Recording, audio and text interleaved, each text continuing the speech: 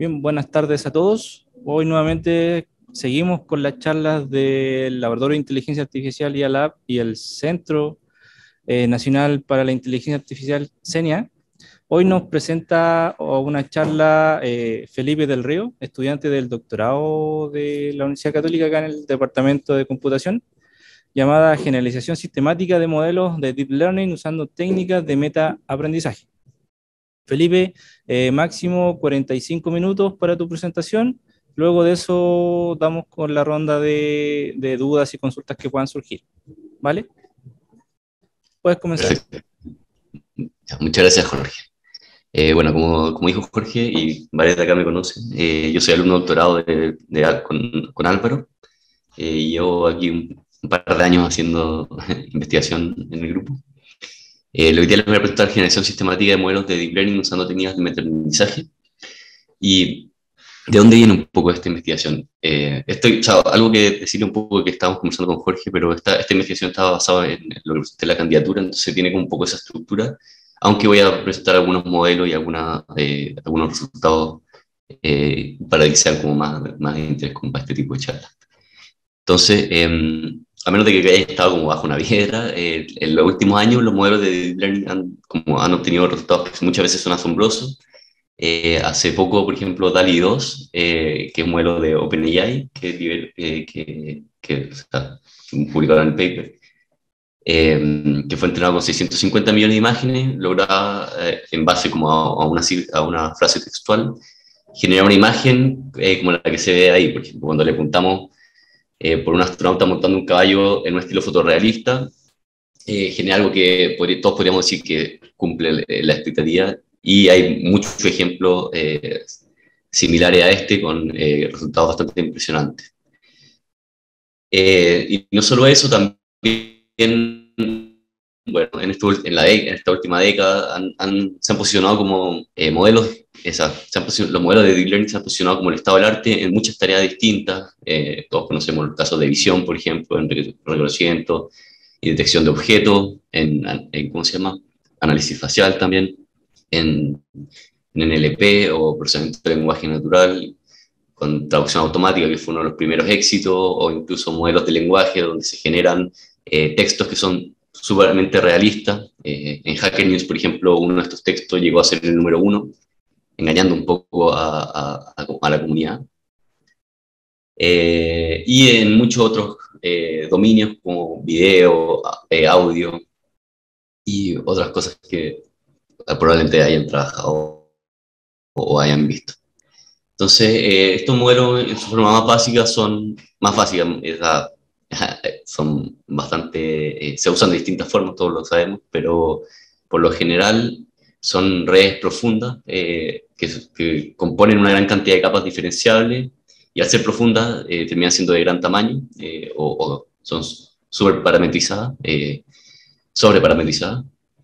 Y por lo general se entrenan con alguna modificación de entrenamiento supervisado, en donde, o sea, usando descenso gradiente, donde se van moviendo los pesos, ¿no es cierto? Y el conocimiento se va almacenando en estos pesos, usando por lo general como mostrándole los datos una y otra vez, en varias épocas, en un orden aleatorio.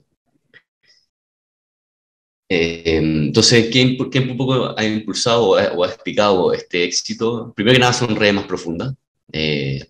Originalmente se conseguían redes, si bien existían las redes profundas en los 80 ya, en esta última década ya se llegó al extremo con redes de incluso hasta 150 capas.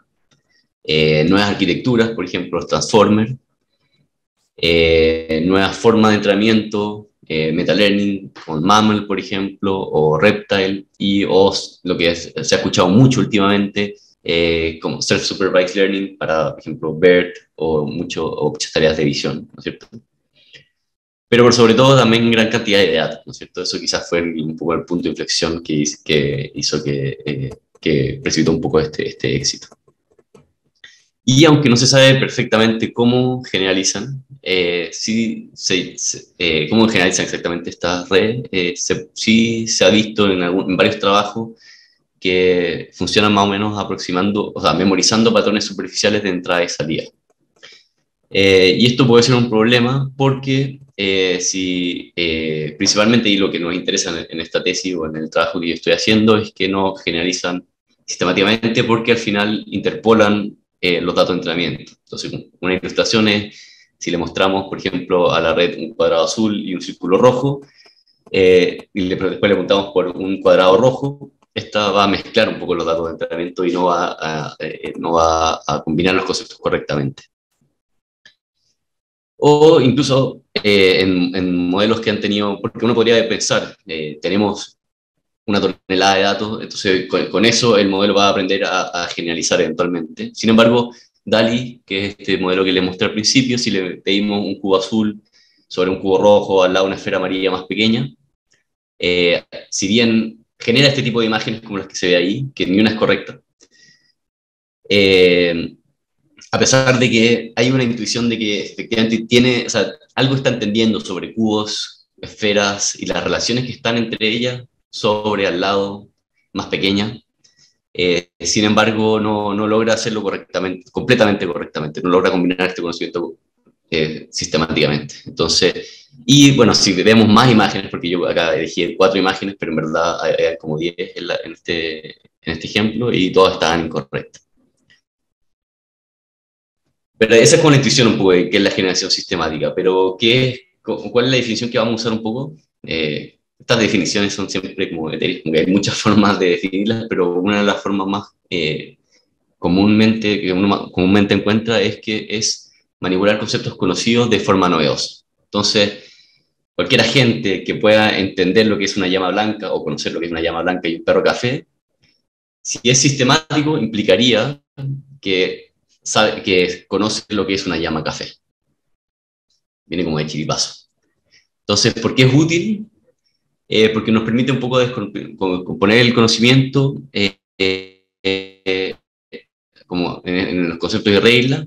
Entonces no tenemos que aprender todas las combinaciones de conocimiento necesarios para poder aplicarlo. Entonces eso nos permite eficiencia de datos y sobre todo, algo que personalmente encuentro más interesante es efectuar experiencias novedosas. Aparece en la misma definición, ¿no es cierto? Manipular conceptos conocidos de forma novedosa. Y es decir, un poco extrapolar, o una forma de extrapolar. Entonces, el objetivo un poco de mi trabajo es eso, es plantear un modelo de deep learning con un procedimiento de entrenamiento que cuente con esta capacidad de generalizar sistemáticamente.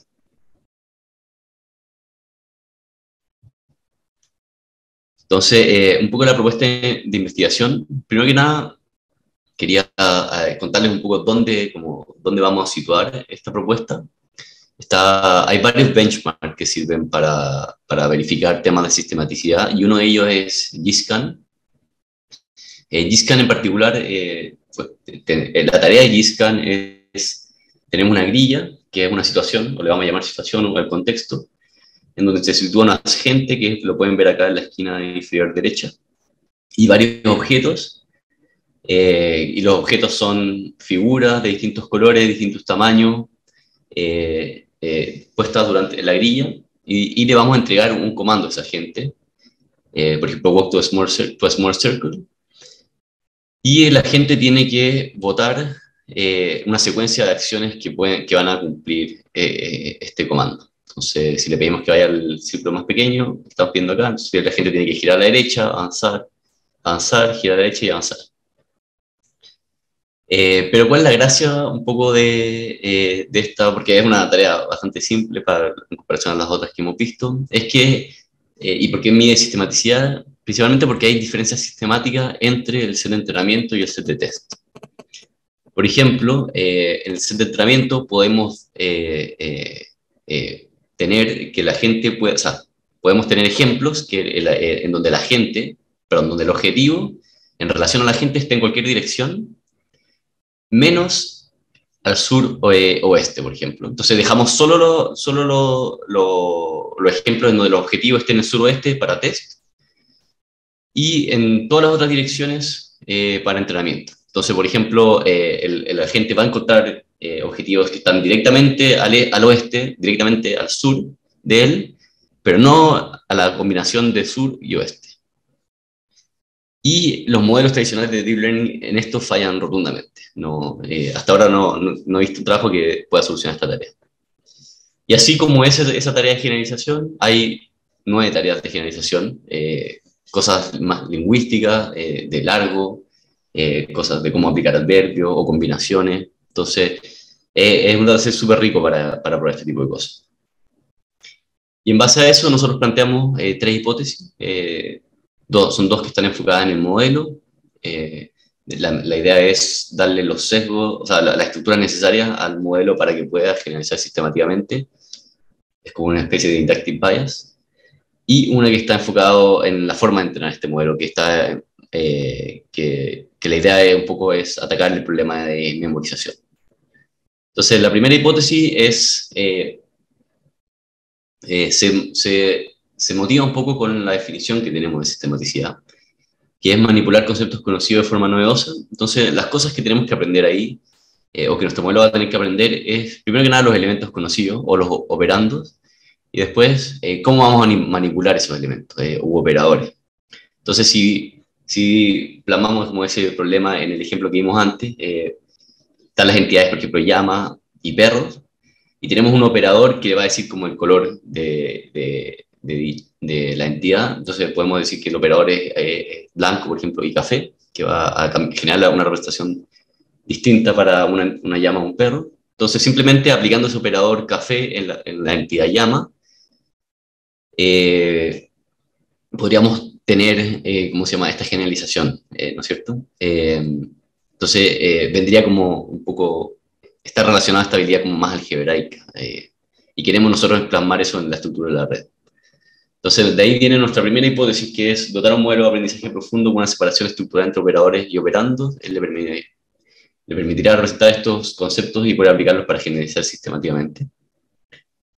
Y no quiero entrar tanto en detalle en los trabajos que como que dan pie como esto, a por qué creemos que esto podría funcionar, pero un trabajo, por ejemplo, que varios ya conocemos es la MAC, que todos hemos trabajado, o varios de los que hemos trabajado con Álvaro, lo hemos visto en algún momento. Donde en este caso lo interesante es que ellos separan entre control, escritura y lectura, y entonces este módulo de control generalmente va a ser como aprender el tema, el conocimiento más procedural y dirigir un poco los módulos de lectura y escritura usando atención. Se usa para una tarea de razonamiento visual, VQA, ¿cómo se llama? Clever, que es esta tarea donde tenemos imágenes con figuras y tenemos que ver las relaciones y cuál es el círculo que está al lado, o sea, la esfera que está al lado de la figura café que está al frente de la figura del cono púrpura, por ejemplo. Entonces, y funciona súper bien para ese tipo de problemas. Otro trabajo que es interesante para esto, que separa sintaxis y semántica. Entonces la sintaxis vendría a ser como los operadores, y la semántica, por el módulo de semántica, viene ya a relacionar como las primitivas de entrada y salida. Y también lo usan, también es modulado usando atención. En este caso lo hacen para otro dataset que se llama Scan, que también varios que han trabajado con Álvaro lo conocen, pero que sirve para medir composicionalidad sistemática. Entonces, algunas cosas, bueno, de cosas claves que sacamos de ahí es, primero, la separación de funcionalidades. También podríamos pensar que atención es como un buen instrumento para modular esto. Sin embargo, los trabajos son un poco genéricos, están aplicados principalmente a esos problemas y no funcionan muy bien en otros. Por ejemplo, la MAC, cuando se trató de aplicar tal como estaba en GQA, falló rotundamente.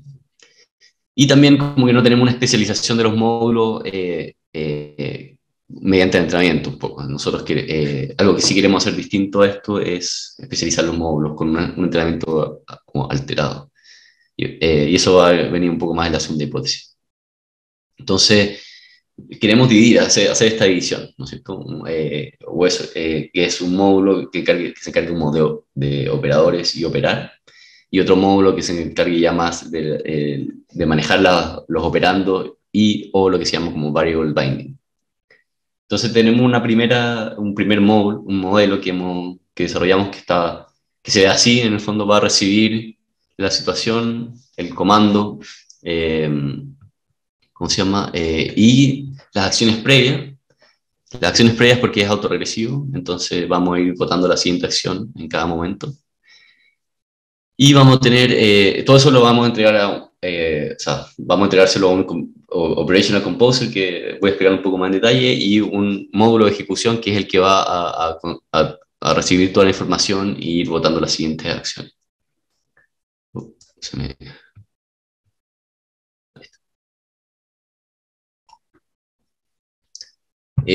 Está basado en el Transformer, primero que nada porque es más eficiente, más paralelizable, y también se ha visto en varios de estos trabajos que se alinea bastante, o sea, esta arquitectura se alinea bastante con problemas como de razonamiento y para ver relaciones de entidades, como el Transformer es una red de grafo, como el caso particular de una red de grafo, entonces sirve harto para ver este tipo de problemas. Y vamos primero que nada, representar los operandos en los encoders. Nosotros vamos a codificar en un encoder, que es un encoder del transformer, cada una de las entradas. Y vamos a operar esto, vamos a aprender las operaciones que haya que efectuar sobre como este problema, tanto en el Operational Composer como en el Execution Mode. Entonces, en particular, el Operational Composer, la idea un poco es representar integrar un poco las acciones que se han efectuado dentro de, si se fijan acá, es todas las acciones que se han efectuado en el mundo. La idea es representarlo ahí internamente. Y para esto vamos a usar dos tareas auxiliares. Uno es el efecto de la acción, una acción individual, y la otra es una trayectoria de los estados intermedios a medida que se va ejecutando una secuencia de acciones. Entonces, como dijimos, la idea es un poco, para la primera tarea, vamos a entregar la situación y una acción, y este módulo va a tener que generar la acción actualizada como tarea auxiliar, y le vamos a dar una supervisión para que efectivamente aprenda. Entonces es una acción. Mientras que cuando ya vamos ¿cómo se llama? A ver la trayectoria de los estados intermedios, la idea es ya va a ser una secuencia de acciones las que va a entrar. Entonces, y la idea es que a medida que va a generar, porque como es autorregresivo, nosotros vamos a ir vamos a ir actualizando la representación de la situación para que refleje un poco el estado que está en ese momento, y también le vamos a dar una supervisión para que para que efectivamente esto lo aprenda. Entonces, un poco la diferencia, porque son la motivación de tener estas dos tareas separadas. Una es porque una es un poco claramente un subconjunto de la otra. Primero que nada, como que la primera la podemos, o sea, separamos porque podemos, como de la motivación de que podremos aplicar, como el posible composer podría tener varias capas de transformer, entonces podríamos supervisar una de las capas para entender, para que el modelo aprenda el efecto de una acción, y ya podemos aplicar varias capas para que aprenda a componerlo, ese efecto. Entonces, como aplicar uno tras otro, tras otro. Entonces, esa es un poquito la motivación de separarla. Bueno, y los resultados que he tenido han sido más o menos mixtos. O sea, para algunas tareas efectivamente como que funciona. Si se fijan acá, este baseline es el modelo sin estas tareas auxiliares. En la segunda columna es el baseline con la primera tarea auxiliar, y la tercera es con las dos tareas auxiliares. La última columna se refiere al modelo que mejor funciona, o sea, que obtiene mejor resultado en las tareas auxiliares, independiente del resultado en la tarea final. Entonces, tenemos resultados mixtos. Por lo general, como que las tareas auxiliares ayudan a generalizar más sistemáticamente. Sin embargo, no diría que es algo categórico. Entonces, estamos trabajando ahí un poco para ver dónde se podría ver un poco más los beneficios de esto. Creo que, o sea, una hipótesis mía de por qué no funciona tan bien es porque estas tareas, las tareas mismas de GISCAN no se alinean tan bien a al tipo de generalización que nosotros le estamos enseñando. Y estoy un poco viendo qué tareas podrían demostrar que efectivamente le está dando más generalización. O si no, desechar nomás como la hipótesis de que estas tareas ayudan. Bueno, en comparación al estado del arte, como siempre Google está ahí, obtuvo unos resultados muy buenos en un paper como reciente. Y también otra alternativa que estamos barajando ahí es, bueno, aplicar estas mismas tareas a ese modelo para ver si hay algún beneficio, o por lo menos un beneficio en estas tareas de acá, que siempre han sido las más difíciles. Entonces, claro. Entonces, otra segunda hipótesis que tenemos se requiere un poco más, se refiere un poco más al entrenamiento mismo que le vamos a entregar al modelo. ¿Cómo se llama? Entonces, y ahí queremos atacar el problema de que estas redes están memorizando patrones superficiales en entrada y salida, sobre todo el tema de memorización. Y queremos corregir queremos corregir el entrenamiento supervisado, principalmente porque tiene un sesgo creemos que tiene un sesgo a la memorización, o sea, ¿por qué? Porque le estamos mostrando los datos una y otra vez, entonces un modelo en algún momento le va a salir súper fácil memorizar un resultado para que en una segunda época utilice esa memorización ¿cómo se llama? Para dar la respuesta, en vez de aprender algo que esté como que sea más subyacente al problema en el fondo. Y además, el entrenamiento supervisado tradicional también no tiene estamos simplemente memorizando una pérdida, una función de pérdida, y entonces no hay ni un término dentro de que le esté realmente orientándolo un poco a generalizar. Entonces, aquí en contraposición está metalearning, que que significa aprender a aprender, o en cierta forma como aprender a generalizar, y por lo mismo está explícitamente orientado a generalizar más allá de una tarea. Entonces, está este entrenamiento por episodio, que es donde por lo general hay una etapa de aprendizaje específico, o inner loop, aquí que varios lo conocen, y hay una etapa de aprendizaje más transversal, o outer loop, por lo general. Entonces, en este inner loop, o aprendizaje de conocimiento más específico, se aprende como el conocimiento a una tarea en particular, o un poco más asociado a lo que yo estoy viendo, es como el aprendizaje de conceptos en una combinación en particular, mientras que en la etapa de aprendizaje más transversal, o el outer loop, se aprende un conocimiento general como que debería funcionar a través de distintas tareas, que para nosotros que es como un conocimiento procedimental que le permite al modelo solucionar varias tareas. Y, ¿cómo se llama? Entonces, ¿por qué creemos que es útil para generalización sistemática? Primero que nada, por el segundo conocimiento más general o procedimental a través de distintas tareas. Entonces, nosotros, generalización sistemática es aprender a manipular componentes conocidos en formas novedosas, entonces tenemos que aplicar como ese conocimiento procedimental desde una tarea conocida a una novedosa para poder ser sistemático, por lo menos de alguna forma, ¿cierto? Entonces, de ahí viene un poco nuestra segunda hipótesis, que es cambiar el entrenamiento supervisado tradicional de un modelo de aprendizaje profundo por un entrenamiento basado en metalearning. Al cambiarlo, este será capaz de detectar patrones y operadores que permitan generalizar más allá de la extracción de datos de entrenamiento. Y hay varios trabajos, también los que hemos trabajado con Álvaro, los conocemos, por ejemplo, Metalearning with Memory Augmented Neural Networks, que ellos específicamente trabajan en la tarea de Feature Learning de caracteres, en este dataset bien famoso que es Omniglot. Entonces, la particularidad un poco de ese entrenamiento, bueno, que es que entrenan por episodios, pero le entregan la supervisión con desfase y van alterando las etiquetas entre los episodios. De esta manera hacen que el modelo no se pueda aprender de memoria los ejemplos de entrenamiento.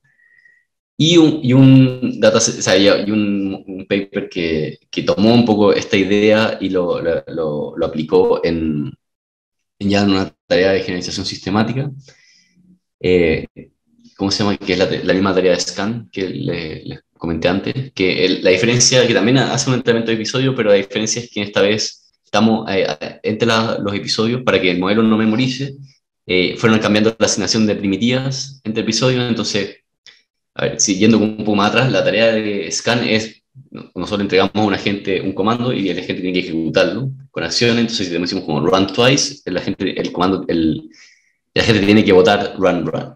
Entonces, si decimos walk twice, tiene que votar walk walk. Entonces, esta variación de la asignación de primitiva se refiere a que en vez de decirle que cuando le decimos run twice, no va necesariamente correr 2 veces, sino que va a caminar 2 veces. En algunos episodios y en otros episodios va a mirar 2 veces, o otros va a saltar 2 veces. Entonces, esto le impide al modelo memorizar que run twice es run run siempre, sino que a veces va a ser, sino que es repetir la asignación en el episodio en particular. Entonces, lo obliga un poco a aprender este procedimiento como de generar las acciones.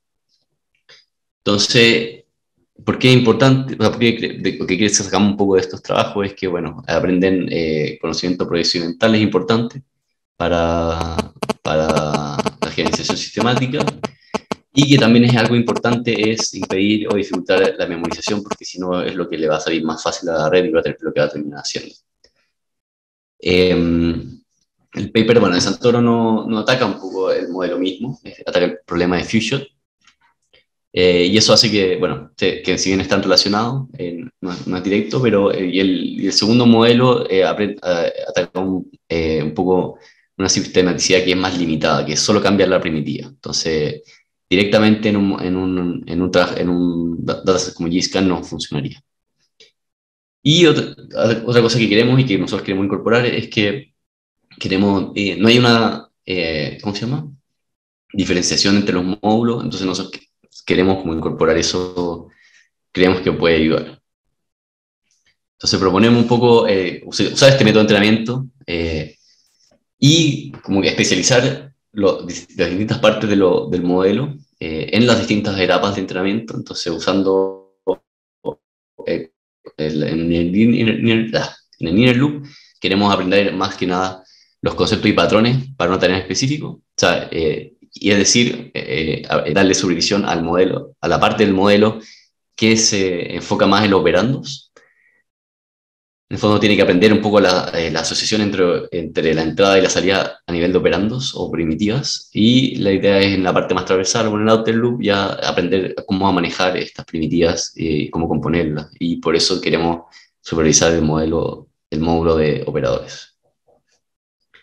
Y la última hipótesis, que ya de esta segunda y tercera hipótesis son un poco trabajos que queremos hacer en el futuro, es que, bueno, otro problema que tienen las redes es que almacenan el conocimiento subpeso, ¿no es cierto? Si es que almacenan su conocimiento subpeso, entonces es difícil modificarlo, tenemos que reentrenar el modelo para poder cambiarlo, y eso es costoso. Y también, y más importante para nosotros, es que dificulta la manipulación de dicho conocimiento. Entonces aquí quizás ilustrativo el Pepe que nos mostró Julio y Alén en su momento, que ellos tenían que reentrenar el modelo para poder aprender a usar su memoria, porque estaba el conocimiento justamente de los pesos de esa memoria, o sea, de su knowledge base.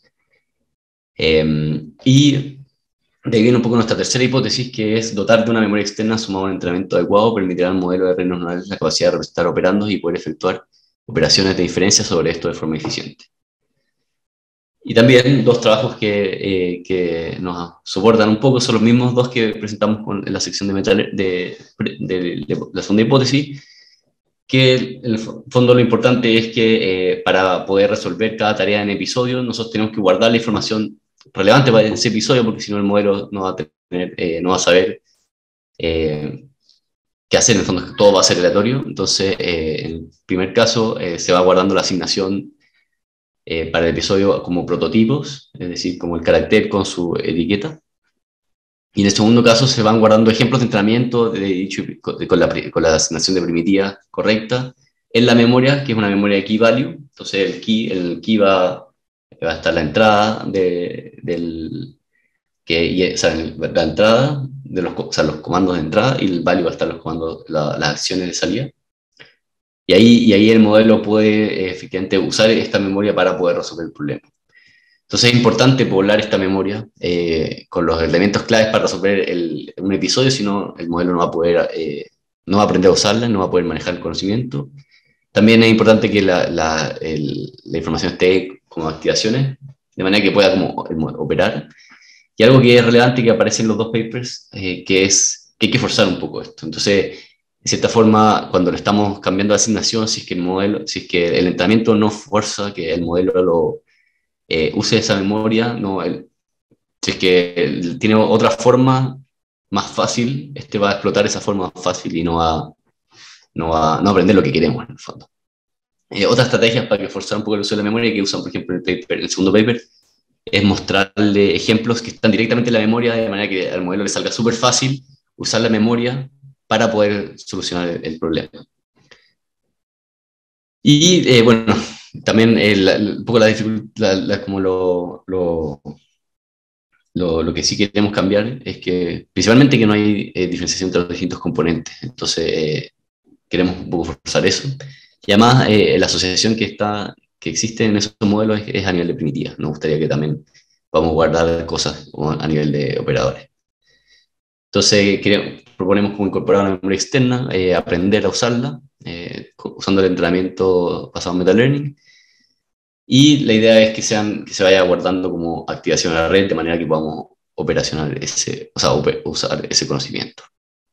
Bueno, y aquí algunas cosas que guiaron un poco de la candidatura, pero no son tan relevantes para esta charla.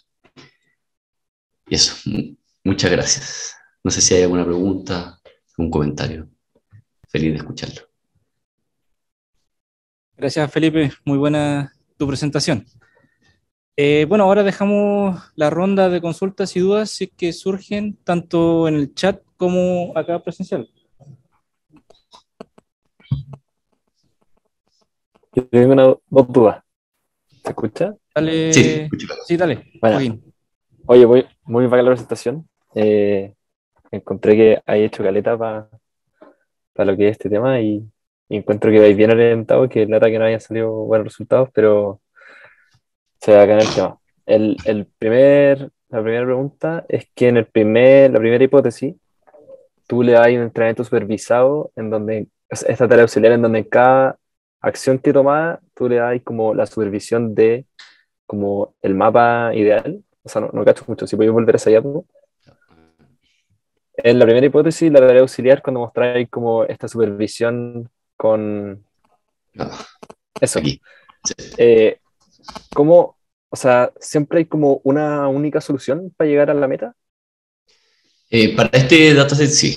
O sea, en el fondo, o sea, si fuéramos humanos, no, pero acá siempre hay un sesgo, por ejemplo, que primero se mueve a la derecha y después para abajo, por ejemplo. Sí, Entonces, siempre las soluciones van a ser de esa forma. ya. Sí. Sí, o sea, ya.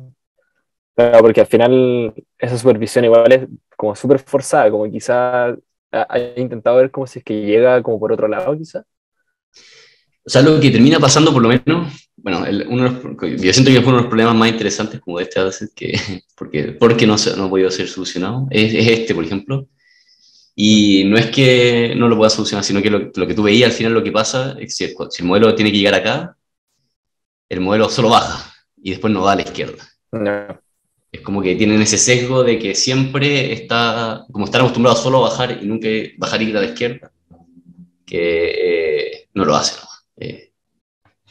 Es como que baja para la derecha y después hace todas las acciones correctas que si fuera para acá, pero no va hacia allá. Ya Así te como un cacho. poco. Ya, o sea, no es que pase que vaya por otra ruta y Claro. como las que tienes, ¿no? Ya, pero ya, bueno. Y la Es segunda como si tuviera pregunta, que llegar acá, terminaría llegando acá, porque es como el lado como incorrecto. te cacho. Sí. La segunda pregunta es más para conocernos tanto como del trabajo, pero en la tercera hipótesis, eso que quería hacer de ocupar estas memorias externas, cuando tú como que buscáis esa memoria externa, como que sí tiene como el conocimiento para resolver el problema o para resolver la siguiente acción, como tú dijiste, que vas a buscar cómo activar la red actual para aprender de eso, algo así, ¿o no? Claro, la idea un poco es usar las activaciones como el conocimiento, más que los pesos que se van aprendiendo. Entonces, eh, como que uno habla como memoria externa, pero por ejemplo, un transformer como que podría ser que está usando su secuencia anterior como una memoria externa también. Entonces, es Ya, como más ya que perfecto. no tener que aprenderlo en los pesos mismos de la red, sino que sean como accesibles, usando como en las mismas activaciones, de manera que el modelo pueda operar y sea más flexible usarlo. Ah, ya, ya, ya ahí caché. Bueno, muchas gracias. Gracias, Tica. Felipe, hay una consulta en el chat. Yo te la comento. Hola Felipe, ¿a qué te refieres con guardar la memoria en las activaciones? ¿Puedes explicarlo en más detalle, por favor? Claro. Bueno, es un poquitito lo que le estaba diciendo como acá con el fondo. La idea es un poco que o sea, lo importante es que el conocimiento no esté guardado, no solamente esté guardado los pesos, ¿no es cierto? Entonces, de manera que podamos manipularlo. Entonces, nosotros queremos ver que queremos en fondo aprender alguna forma de sacar esas activaciones de forma que podamos manipular. Entonces, un transformer, por ejemplo, así como todos conocemos varios transformers, uno podría ver que la secuencia de entrada a un transformer es como la memoria externa, podría llegar a ser la memoria externa, porque podemos acceder a ella, en el fondo. Tenemos esta operación de, como de lectura y podemos acceder y ver en cada momento, ¿cómo se llama? ¿Cuál es la palabra relevante, ¿no es cierto? Eh, Él, él también comenta, Samuel claro. Madariaga, pero las activaciones son sample dependent, ¿no? No así los pesos. No entiendo bien cómo piensan hacerlo. Claro, o sea, si entiendo bien, sample depende, o sea, se refiere a que depende de la entrada, ¿no es cierto? Entonces, justamente por eso, nosotros queremos entregarle cierta información que el modelo dependa, que depende de la entrada, o nosotros podemos dársela. Nosotros podríamos decirle, por ejemplo, oye, es como lo que hacen un poco en estos trabajos. Quizás aquí es como un poco más ilustrativo. En este. Entonces, en este trabajo lo que hacen un poco es atacan el problema de few-shot como ejemplo a ejemplo. Entonces, el modelo ve un ejemplo, predice y después se le guarda, en el siguiente paso se le guarda correctamente la asignación de ese ejemplo. Entonces, por ejemplo, si este carácter tiene la etiqueta 2, en el segundo paso va a tener ¿cómo se llama? La información en su memoria de que ese carácter tiene esa etiqueta. Entonces, cuando el modelo más adelante pueda, o sea, se encuentre de nuevo con otro carácter de este tipo, el modelo va a poder sacarlo de su memoria y decir como, compararlo y decir, este es del carácter que ya había visto antes. Entonces, esa es una forma, no tiene que ser necesariamente de forma temporal. Pero nosotros podríamos poblar esa memoria con otra información que sea relevante para el episodio, como por ejemplo acá por ejemplo, ya no es temporal, sino que el modelo tiene poblada en su memoria desde el principio la asignación correcta. Entonces, cuando le dice run twice, el modelo es run run. Entonces, en ese episodio de entrenamiento, esa asignación ya está dada por estos ejemplos que están guardados en la memoria. Entonces, son como distintos approaches. Uno podría ser temporal a medida como de ir viendo como secuencialmente y otro es como que nosotros vamos poblando. Eh, no sé si se entiende. Es como, claro, claro, es como, es tal cual, es darle un contexto al final. Entonces, el contexto podría ser temporal o podría ser simplemente de otros ejemplos de entrenamiento. Tal cual. No sé si se entiende un poco mejor ahí.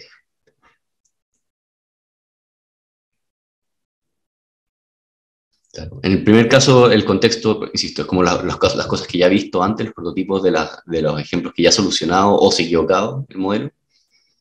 Y en el segundo es algo que se pobla con la asignación correcta, como Le decimos run, va a run, walk va a look, por ejemplo. Felipe, acá Diego tiene una consulta. Buenísimo. Hola. Le digo, Hola. En datasets como el de Scan, ¿qué también funciona tratar de hacerlo autoencoder? Que traduzca primero al run y después eso pasarlo de vuelta a run twice. ¿Hay como estudios de eso? De si funciona bien o no. eh, no estoy tan seguro, la verdad es que no he visto trabajo que lo hayan hecho. Yo he visto otros trabajos en otros, como en otros problemas que funciona bien, pero son como más multimodales. Como que hay un trabajo, por ejemplo, que usan este dataset que se llama Cleverer, que le va súper bien usando, hacer un preentrenamiento con autoencoders al principio. Pero para Scan, igual, le perdí un poco el rastro a Scan, pero de los últimos años, del último tiempo, pero hasta donde yo conozco la literatura no había visto trabajo como en esa dirección. Ya, ok, gracias. Acá también hay otra pregunta. Julio va a preguntar.